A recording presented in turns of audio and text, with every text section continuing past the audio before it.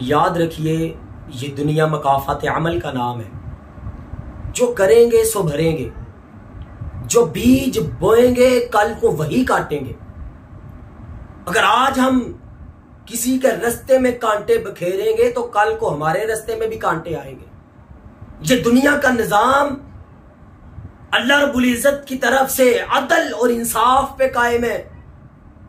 अगर आज हम किसी को अजियत पहुंचाने के लिए, किसी को तकलीफ पहुंचाने के लिए, किसी को मुश्किल के अंदर डालने के लिए, किसी के लिए गड़ा खोदेंगे ना, तो हमें ये याद रखना चाहिए कि क्या पता कल को हमें ही इसी गरे में ना गिरना पड़ जाए।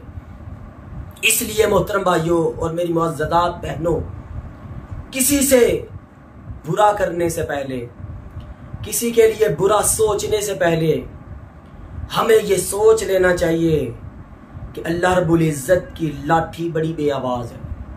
वो अल्लाह हमें वक्ती तौर पे ढील तो दिए हुए है, लेकिन सूरह बुरूज में अल्लाह ताला फरमाते हैं इन्ना बत्शा रब्बिका लशदीद, कि याद रखिए कि उस रब की पकड़ बड़ी शदीद है, उस रब की पकड़ बड़ी सख्त है।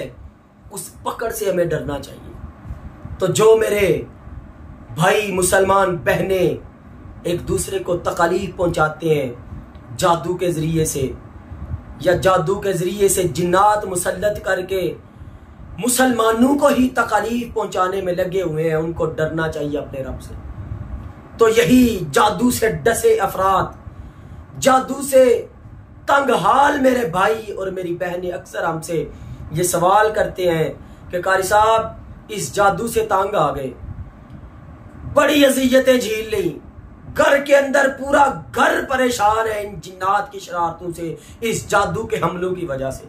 कारी साहब कोई ऐसा अमल बता दें कि हम वो अमल करें, कोई ऐसी आयत बता दें कि जिस आयत को हम कसरत से पढ़ें, जिसकी वजह से, जिसकी बरकत से ये जादू करवाने वाले की तरफ ही वापस पलट जाए, ताकि उनको भी तो पता चले ना ये जादू की अज़ियत क्या होती है। ये जादू के साथ जो तुमने जिन्नात को हमारे साथ जकड़ दिया है, उनको भी तो पता चले ये जिन्नात की शरारतों की अज़ियत क्या होती है। तो ऐसे मैं अपने भाइयों के लिए, अपनी बहनों के लिए पहले नंबर पे यही नसीहत करूंगा कि जिसने भी करवाया आप पे, जो भी कोई आपका छुपा हुआ दुश्मन है, आप अल्लाह की रजा के लिए, जिसने भी आपको तकलीफ पहुंचाई है, जिसने भी आपको दर्द पहुंचाया है जादू के जरिए से, अल्लाह के लिए उसे आप माफ कर दें। ये अमल, ये अदा मेरे रब को बड़ी पसंद लगती है।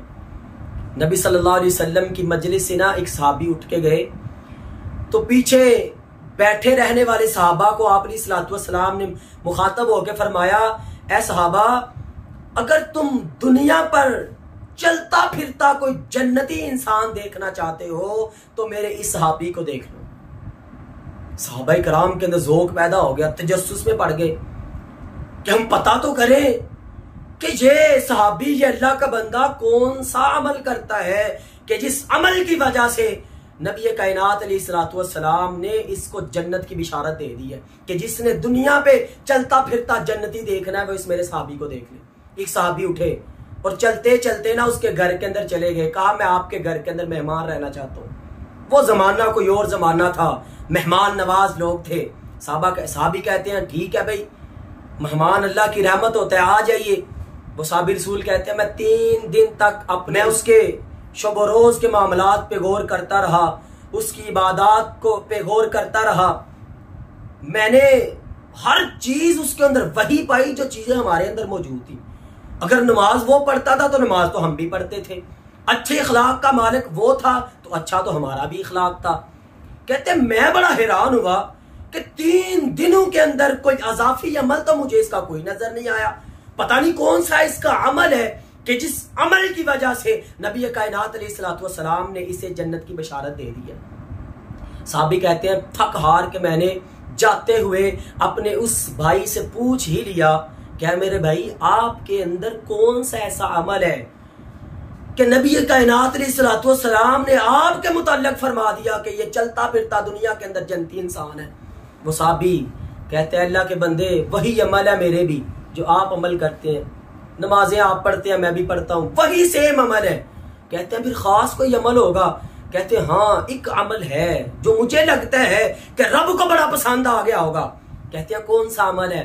वो साहब रसूल कहते हैं कि बाकी सारे अमल आप जैसे ही हैं, लेकिन जब भी मैं रात को, हर रात को जब भी सोने लगता हूं, सोने से पहले जिस किसी ने मुझे तकलीफ पहुंचाई होती है, जिस किसी ने मुझे दुख दिया होता है, अजियत पहुंचाई होती है, मैं अल्लाह की रजा के लिए हर दुख देने वाले को माफ करके सोता हूं। शायद यही मेरी अदा है, शायद मेरी यही नेकी है जो अल्लाह को पसंद आ गई, जिसकी वजह से नबी कायनात अलैहिस्सलातु वस्सलाम ने मेरी जन्नत का ऐलान कर दिया। तो मोहतरम भाइयों, सबसे पहले नंबर पे आप ये चीज अपनाएं कि जिसने तकलीफ दी है उसको अल्लाह के लिए माफ